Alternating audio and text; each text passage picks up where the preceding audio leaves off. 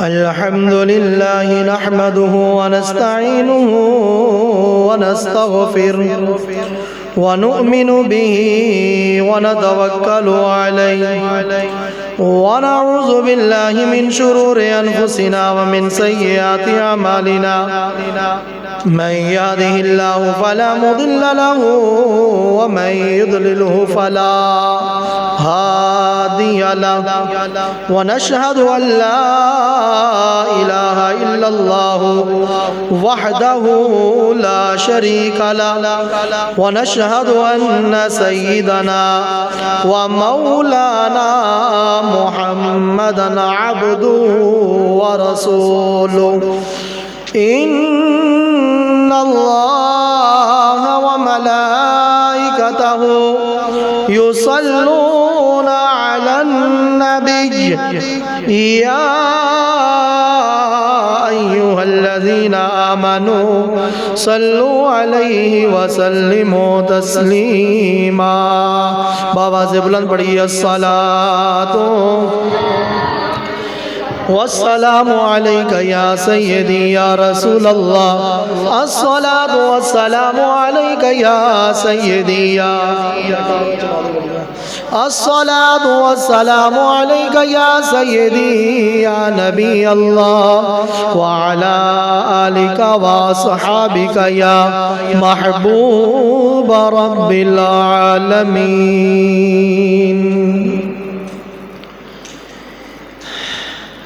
کنا سونا رب سونے نو بنایا کنا سونا رب سونے نو بنایا تے سونے دے مان ٹوٹ گئے کنا مل کے پڑھیے کنا سونا رب سونے نو بنایا کنا سونا رب سونے نو بنایا تے سونے آدھے مل کے پڑھنا ہے تے سونے آدھے مان ٹوٹ گئے کنا سونا رب سونے نو بنایا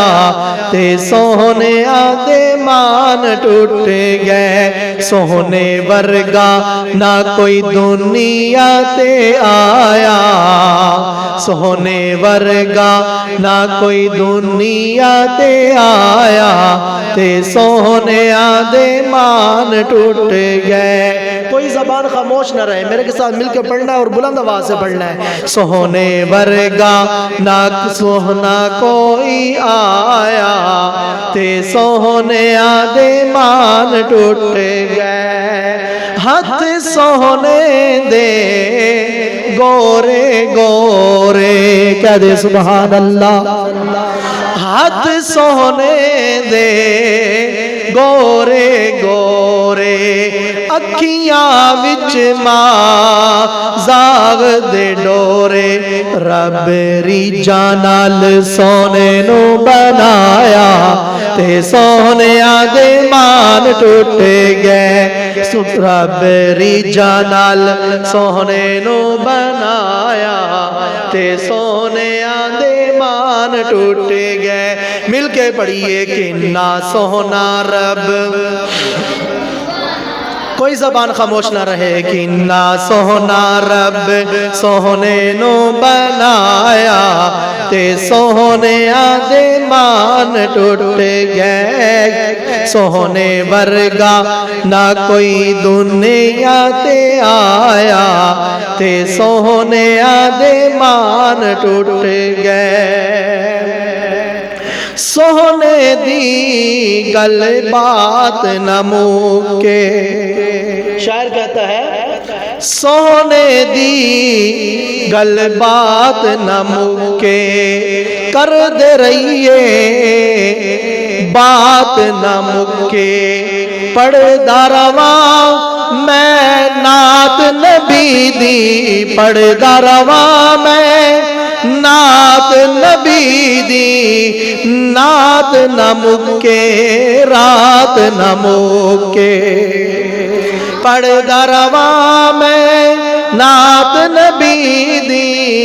نعت نہ مکے بات نہ مکے سجدے پہ کے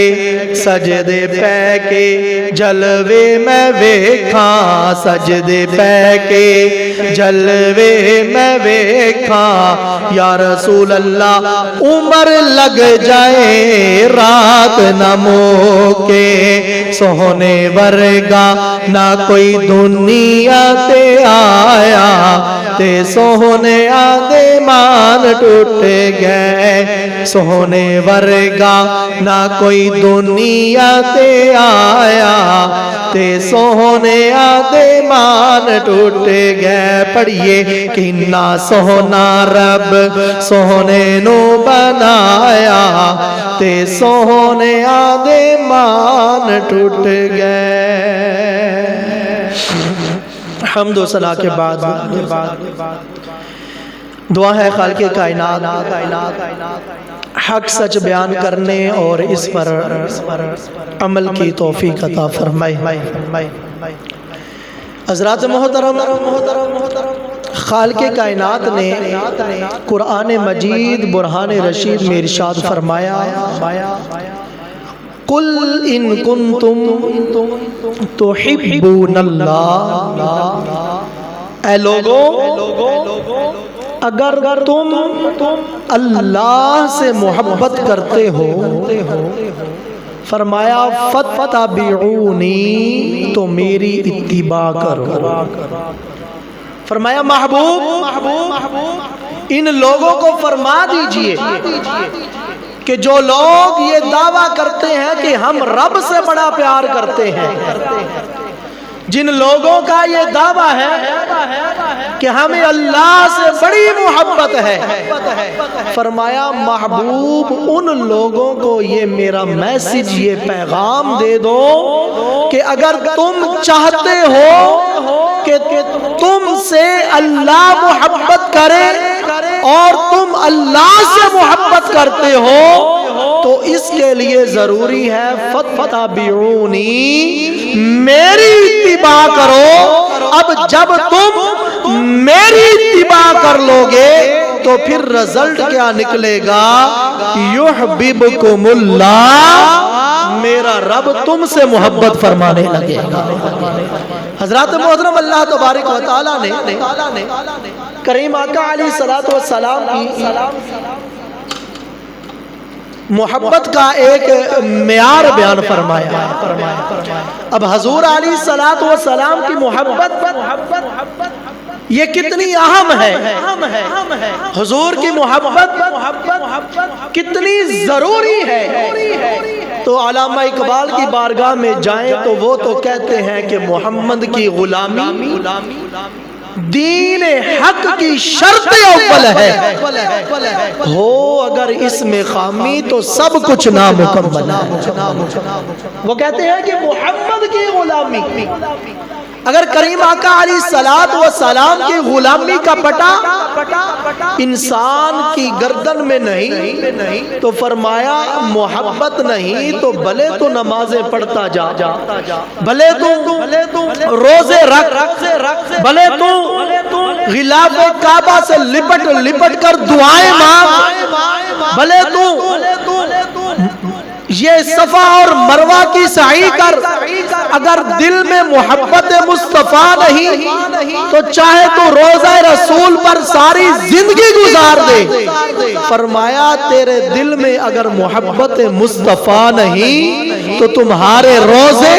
تمہاری نمازیں تمہارے حج تمہاری زکات تمہارے نیک اعمال سب تمہارے منہ پر مار دیے جائیں گے چاہتے ہو کہ تمہاری نمازیں قبول ہو چاہتے ہو تمہارے حج قبول کیے جائیں چاہتے ہو تمہارے روزے قبول کیے جائیں چاہتے ہو تمہاری صفا اور مروہ کی سعی کو قبول کیا جائے چاہتے ہو غلاف کعبہ کو قبول کیا جائے تو ایک بات یاد رکھنا رسول اللہ کی محبت دل میں پیدا کر لینا فرمایا محبت محمد کی غلامی دین حق کی شرط اول ہے، ہو اگر اس میں خامی تو سب کچھ نہ مکمل ہے۔ حضرات محترم کریم آقا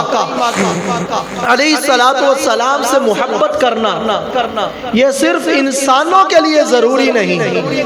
بلکہ کائنات کا ذرہ ذرہ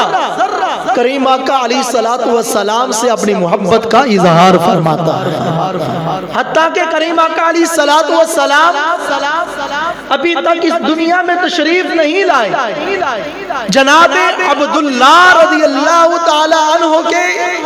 پیشانی میں آپ کا نور چمکا تو راوی لکھتے ہیں کہ حضرت عبداللہ جو کریم آقا علیہ السلام کے والد ماجد ہیں، راوی لکھتے ہیں کہ حضرت عبداللہ جب جنگل کی طرف نکلتے تو جنگل کے شیر جنگل سے نکل کر آپ کے قدموں میں آ جاتے اور زبان حال سے یہ اپنی محبت کا اظہار فرماتے۔ کیا کہتے کہ اے عبداللہ ہماری پیٹھ پر سواری کیجئے، مصطفیٰ کے نور کی خدمت کا ہمیں بھی موقع مل جائے۔ یہ ہے محبت مصطفیٰ۔ جنگل کے جانور ہو، نباتات ہو، وہ اشراط الارض ہو، وہ پرندے ہو، وہ شجر ہو، وہ حجر ہو، ہر ایک پر اللہ تبارک و تعالیٰ نے اپنے محبوب کی غلامی اور محبت کو واجب کر دیا ہے۔ حضرات محترم اسی طرح کا ایک واقعہ آتا حدیث پاک میں، حضرت انس رضی اللہ تعالی عنہ حضور علیہ السلام کے صحابی اور قربان جائیں یہ وہ صحابی ہیں جن کو 10 سال کریم آقا کی خدمت کرنے کی سعادت نصیب ہوئی ہے۔ آج اگر بچہ نیک ہو، آج اگر شاگرد فرما بردار ہو، آج اگر مرید اپنے پیر کا تابع دار ہو تو معاملہ یہ بنتا ہے کہ استاد شاگرد کے گھر میں آ جائے، باپ بیٹے کے گھر میں آ جائے اور پیر مرید کے گھر میں آ جائے تو اس بیٹے کو، اس شاگرد کو، اس مرید کو 4 چاند لگ جاتے ہیں۔ پوچھنے والا پوچھتا ہے اتنا خوش کیوں ہے، اتنا حشاش بشاش کیوں ہے، اتنی چہرے پہ رونق کیوں ہے؟ تو بتانے والا بتاتا ہے تجھے پتہ نہیں کئی سال بعد میرے بابا میرے گھر آئے ہیں، کئی سال بعد میرے استاد میرے گھر آئے ہیں، کئی سال بعد میرے پیر و مرشد میرے گھر آئے ہیں، مجھے ان کی خدمت کا ملا ہے موقع، تو اس بات پر میں خوش ہوں کہ میں اپنے پیر کی، اپنے استاد کی، اپنے باپ کی میں خدمت کر رہا ہوں۔ وہ خدمت 10 دن ملے، 12 دن ملے، 1 مہینہ ملے، 2 مہینہ ملے، مرید اپنے مقدروں پر ناز کرتا ہے۔ ارے قربان جائیں اس صحابی رسول کی قسمت پر، قربان جائیں اس صحابی رسول کے مقام و مرتبے پر جنہیں 1 دن نہیں، 2 دن نہیں، 10 دن نہیں، 1 مہینہ نہیں، زندگی کے 10 سال رب کے محبوب کی خدمت کا موقع ملا، محبوب کی خدمت کا موقع ملا ہے۔ آپ فرماتے ہیں کہ ہمارا ایک انصار کا گھر تھا، حضرت انس فرماتے ہیں ہمارا ایک انصار کا گھر تھا اور انہوں نے ایک اونٹ پالا ہوا تھا۔ کیا پالا ہوا تھا؟ میرے ساتھ انشاءاللہ مل کے پڑھتے جائیں گے تو انشاءاللہ مزہ بھی آئے گا، تو بات سمجھ میں بھی آئے گی۔ کہتے ہیں وہ اونٹ اس کے ذمہ کام یہ لگایا ہوا تھا کہ وہ پانی بھر کے لاتا۔ آج تو جدید دور ہے، گھر گھر میں پمپ لگے ہوئے ہیں، نلکے ہیں، تو پہلے یہ نظام نہیں تھا، کنویں سے پانی بھر کے لانا ہوتا۔ کسی کے گھر کے قریب کنواں ہے تو کسی کا 1 کلومیٹر، کسی کا 2 کلومیٹر دور دور کنویں ہوتے تھے۔ وہ کھیتی باڑی کے لیے بھی پانی لایا کرتا تھا، گھر کے لیے بھی سارا نظام چلاتا تھا۔ صحابی رسول کہتے ہیں کہ ایک دن ایسا آیا کہ وہ اونٹ کسی وجہ سے سرکش ہو گیا، کسی وجہ سے سرکش ہو گیا، غصے میں آ گیا، پھر گیا، اب کوئی ہاتھ نہیں اس کو لگا رہا، جو اس کے نزدیک جاتا ہے وہ اس پر حملہ کرتا ہے، جو اس کے قریب جاتا ہے وہ اس پر جناب اللہ اٹیک کرتا ہے، کوئی بندہ اب اونٹ کے نزدیک نہیں جا رہا۔ بڑا پریشانی والا معاملہ ہو گیا، اونٹ حویلی سے نکلا، بازار میں آیا، بازار والوں کو تکلیف کا خدشہ، اونٹ بازار سے نکلا، میدان میں آیا تو جو وہاں لوگ تھے ان کو خدشہ۔ جب یہ پریشانی بڑھی تو انصار صحابہ نے مشورہ کیا کہ یہ اونٹ اب ہمارے قابو میں نہیں آئے گا،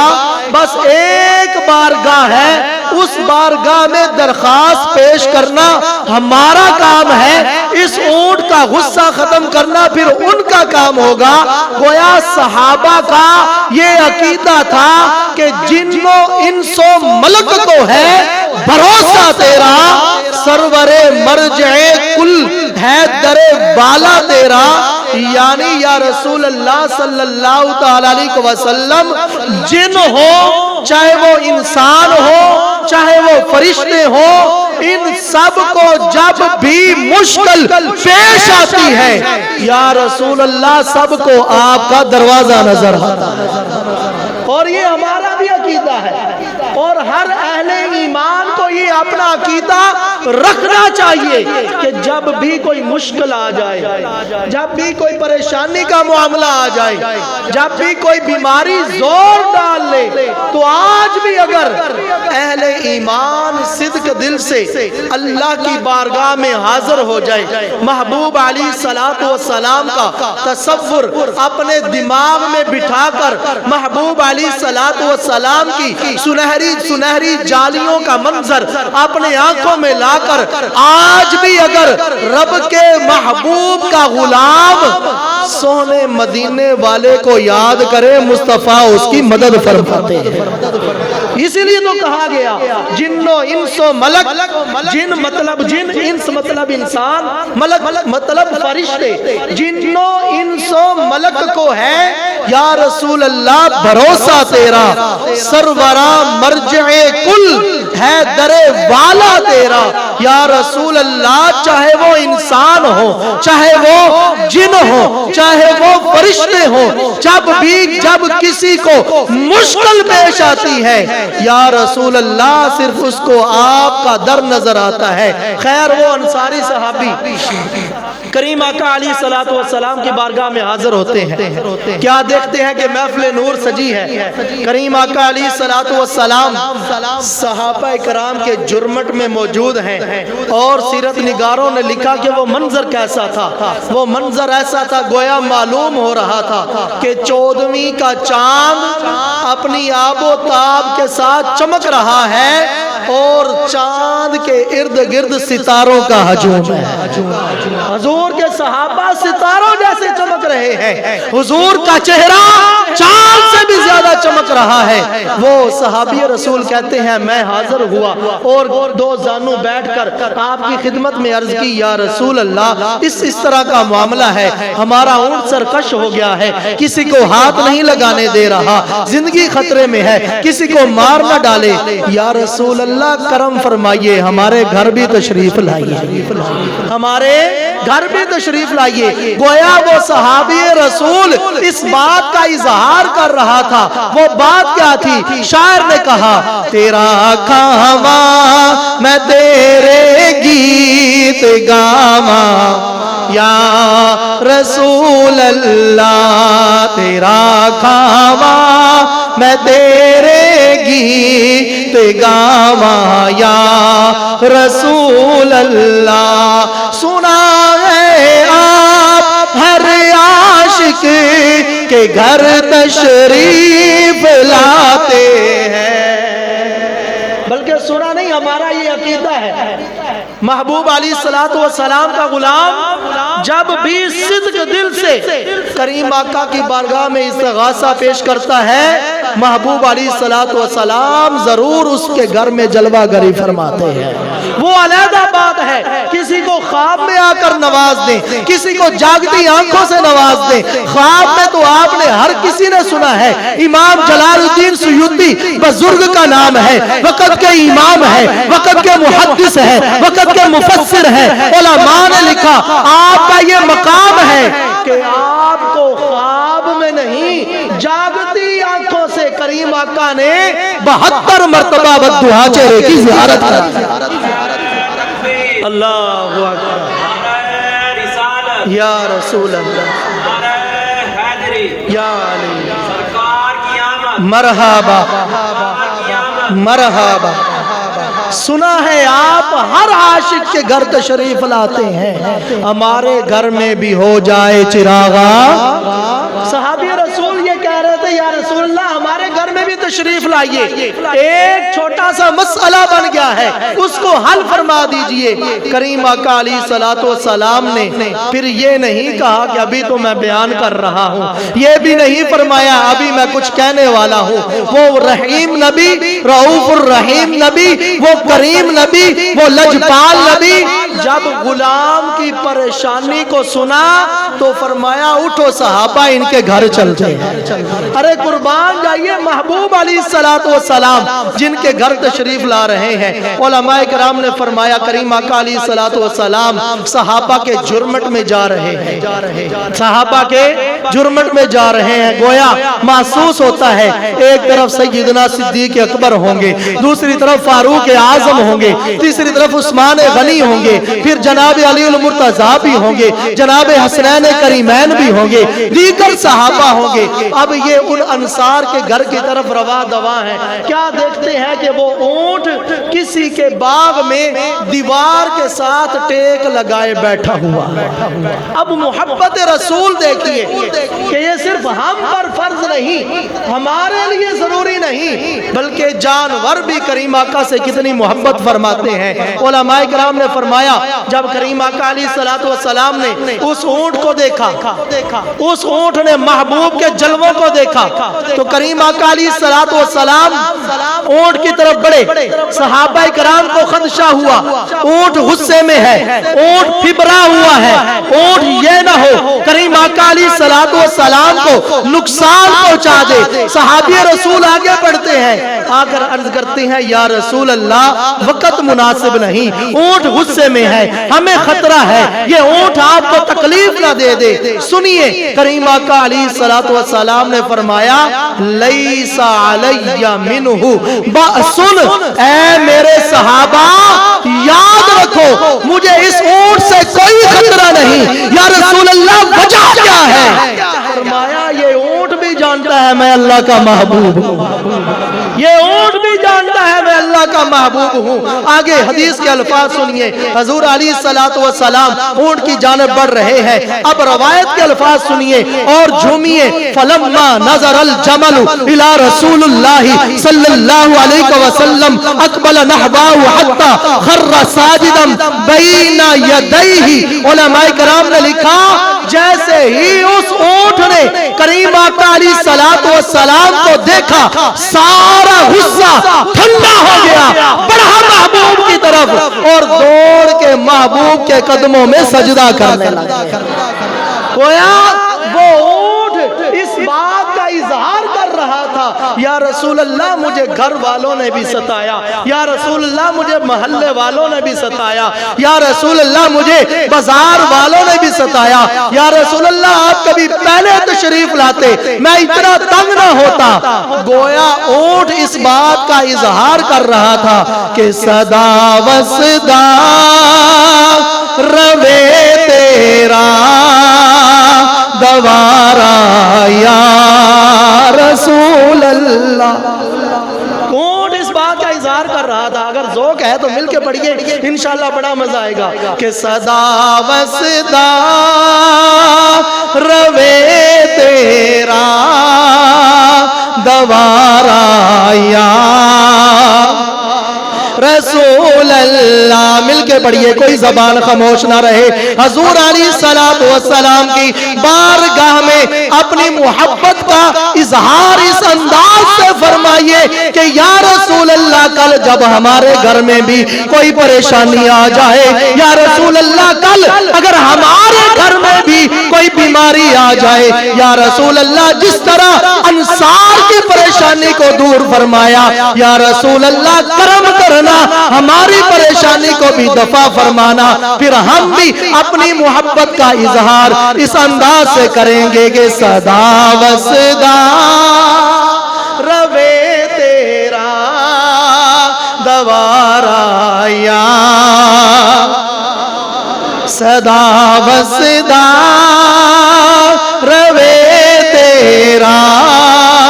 دوارا صدا وصدا روے تیرا دوارا یا رسول اللہ جتے ہوندا غریباں دا گزارا یا کسے نو مان دولت تے کسے نو ہے عبادت تے. گویا وہ اونٹ کہتا ہوگا یا رسول اللہ کسے نو مان دولت تے کسے نو ہے عبادت تے سانو ہے فقط تیرا سہارا یا رسول اللہ. گونج پہ جائے صدا وصدا روے تیرا دوارا یا. کریم آقا علیہ السلام کی قدموں میں وہ اونٹ گرا، سجدے میں گر گیا. سجدے سے کریم آقا علیہ السلام نے ید اللہ کے گورے گورے ہاتھوں سے اس کے منہ سے پکڑا، اٹھایا، کان میں کوئی بات ارشاد فرمائی. گویا اونٹ ایسے ہو گیا، اس کو غصہ آیا ہی نہیں تھا، فوراً کام پہ لگ گیا. اب علماء نے لکھا کہ اب انصار کا مسئلہ تو حل ہو گیا، اب اونٹ والا مسئلہ تو حل ہو گیا، لیکن مسئلہ ایک اور رخ اختیار کر گیا.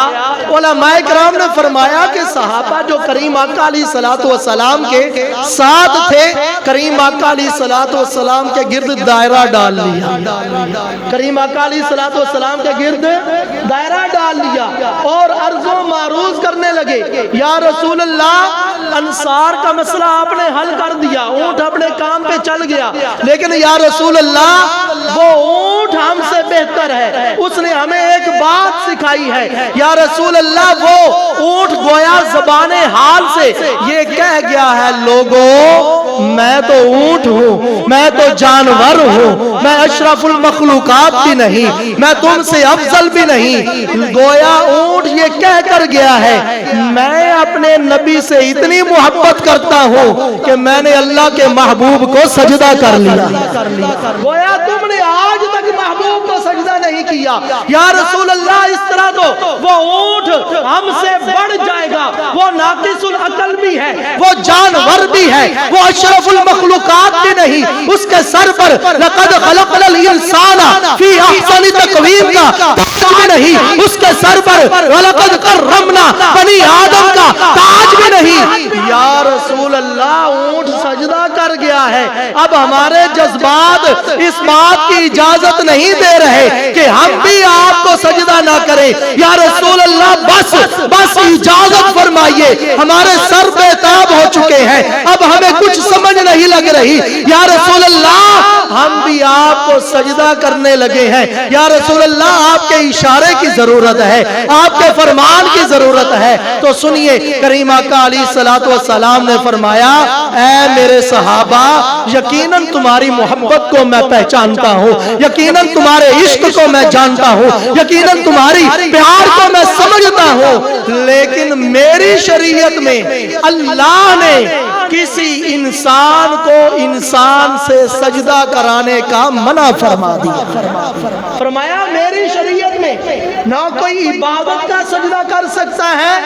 نہ کوئی تعظیم کا سجدہ کر سکتا ہے۔ اب یہاں پر آپ لوگوں کے ذہن میں ایک سوال پرانا ہوگا، اس کی میں کاٹ کر دوں۔ درباروں پر دیکھا جاتا ہے کہ کچھ لوگ جو دین سے بالکل دور ہوتے ہیں، الف کو کلی جاننے والے لوگ، اب جب وہ درباروں پر جاتے ہیں تو جہالت کی اتنی انتہا ہے کہ وہاں جا کر اچھا سجدہ نہیں کرتے، سجدے جیسی شکل بناتے ہیں۔ گویا وہ جاہل لوگ اتنے بھی جاہل نہیں کہ قبر پر جا کر کہیں سبحان ربی الاعلی۔ ان جاہلوں سے بھی پوچھیں، وہ یہ نہیں کہتے ہوں گے، بس شکل بناتے ہیں۔ تو ہماری شریعت میں سجدہ تعظیمی ہو، سجدہ عبادت ہو، سجدے جیسی شکل بنانا محبوب کی شریعت میں منع فرمایا گیا۔ فرمایا ایسا انداز نہ اپناؤ کہ جس کی وجہ سے لوگوں کو یہ گمان ہو کہ یہ سجدہ کر رہا ہے۔ حتیٰ کہ کتابوں میں لکھا ہے قبر کو چومنے سے بھی منع فرمایا ہے۔ حالانکہ چومنا شرک نہیں، چومنا گناہ نہیں، چومنا بدعت نہیں۔ اگر چومنا بدعت ہوتا تو کبھی محبوب حضرت حسین اور حضرت حسن کو چوما نہ کرتے۔ اگر چومنا شرک ہوتا تو کبھی بھی بی بی فاطمہ الزہرا رضی اللہ تعالی عنہ کی پیشانی پر محبوب علیہ السلام بوسہ نہ دیا کرتے۔ یہ لوگ، یہ شیطان یہ وسوسہ ڈالتا ہے کہ جی چومنا بھی شرک ہے، فلاں بھی شرک ہے، فلاں بھی شرک ہے۔ بس اس وجہ سے منع فرمایا گیا کہ قبر نیچے ہوتی ہے، تم جھکو گے چومنے کے لیے، دور سے دیکھنے والا اس گمان میں نہ پڑ جائے کہ یہ سجدہ کر رہا ہے۔ فرمایا لوگوں کو برے گمان سے بھی بچانا تمہاری ذمہ داری ہے۔ اسی لیے تو میرے امیر اہل سنت جب بیعت کرتے ہیں نا، بیعت تو ایک وعدہ لیتے ہیں۔ آپ فرماتے ہیں تم وعدہ کرو کہ برے لوگوں اور بد مذہبوں کی صحبت سے بچتا رہوں گا، کیونکہ جب تم برے لوگوں سے اٹھ کر آ رہے ہوگے، جب بد مذہبوں کی صحبت سے آ رہے ہوگے تو لوگوں کے دل میں یہ گمان ہوگا کہ شاید یہ بھی چور ہے، چوروں کے ساتھ اٹھ کر آ رہا ہے، یہ بھی شرابی ہے، شرابیوں کے پاس سے اٹھ کر آ رہا ہے۔ فرمایا بد مذہبوں اور برے لوگوں کی صحبت سے بچتا رہوں گا، اس بات کا وعدہ کرو۔ مقصد کیا ہے کہ لوگ تمہاری وجہ سے برے گمان میں نہ جائیں، لوگ تمہاری وجہ سے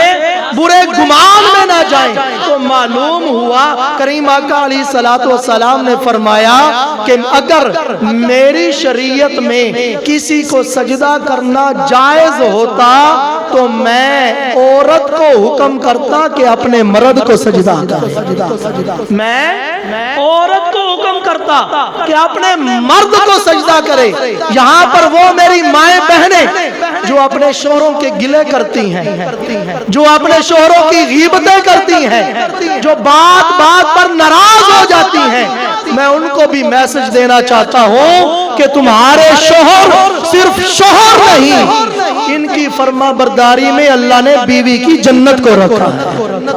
ان کی فرما برداری میں۔ اور کریم آقا علیہ السلام کے فرمان کے مطابق قرآن پاک کی بھی آیت ہے، فرمایا ہن لباس لکم وانتم لباس لہن۔ فرمایا یہ تمہارے لیے پردہ لباس ہے، یہ عورتیں تمہارے لیے پردہ لباس ہے، اور یہ مرد تمہارے لیے پردہ لباس ہے۔